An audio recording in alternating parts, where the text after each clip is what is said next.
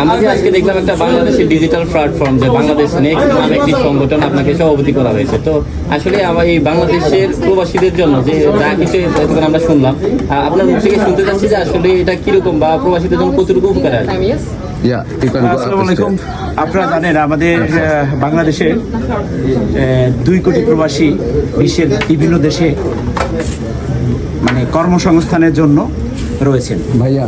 তো দেখেন আমরা কিন্তু পৃথিবীর অন্য দেশ থেকে, ঠিক আছে, আমরা পিছিয়ে নাই, সেজন্য আমরা কাজ জানি, বিজনেস জানি, কিন্তু আমাদের অনেক প্রবাসী ভাইরা বিভিন্ন সময় দেখবেন অবহেলিত হয়, বিভিন্ন সময় অনেক কিছু থেকে বঞ্চিত হয়।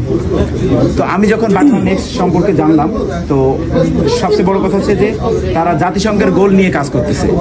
তখন আমারও মনে হলো যে যেহেতু আমি প্রবাসী নিয়ে কাজ করি, এদের সাথে থাকা আমার দরকার। যখন তারা আসলো আমি অ্যাকসেপ্ট করলাম তাদের, যে আমাকে প্রেসিডেন্ট বানালো, আমি সেই পদ গ্রহণ করলাম। আর গ্রহণ করার কারণ হচ্ছে যে দেখেন আমরা প্রবাসী বিদেশে ভালো করে ডাক্তার দেখাইতে পারি না, কি জন্য আমাদের সেই পরিমাণের মানে অর্থ, বেশিরভাগ মানুষের সেই পরিমাণের অর্থ থাকে না। তো বাংলা নেক্সট কিন্তু আমাদের বিশেষ করে ইন্স্যুরেন্স করতেছে, ইন্স্যুরেন্স দিচ্ছে। আর হচ্ছে দেখেন জাতিসংঘে SDG যে অ্যাওয়ার্ড অনুষ্ঠান হয়, এখন পর্যন্ত আমাদের বাংলাদেশের কোনো মানুষ এখনো যায় নাই ওখানে। তো আমাদের লক্ষ্য হচ্ছে আমরা 2026 সালের অবশ্যই এই জাতিসংঘের যে SDG যে অ্যাওয়ার্ড অনুষ্ঠানটা হবে, আমরা সেখানে যাব। আর সেবক, আপনারা জানেন ভলেন্টিয়ার মানে হচ্ছে সেবক।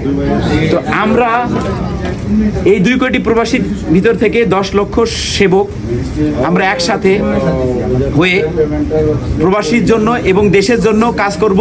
কিভাবে আমাদের দেশের রেমিটেন্স গ্রো করা যায় আর এবং কিভাবে আমাদের দেশের GDP উন্নয়ন করা যায়, আমরা আমাদের দেশ নিয়ে কাজ করতে চাই। বাংলা নেক্সট হচ্ছে নন প্রফিট একটা বিজনেস, কোনো ধরনের কোনো এখানে বিজনেসের কোনো আলাপ আলোচনা নাই, এখানে শুধু সেবা, ভলেন্টিয়ার।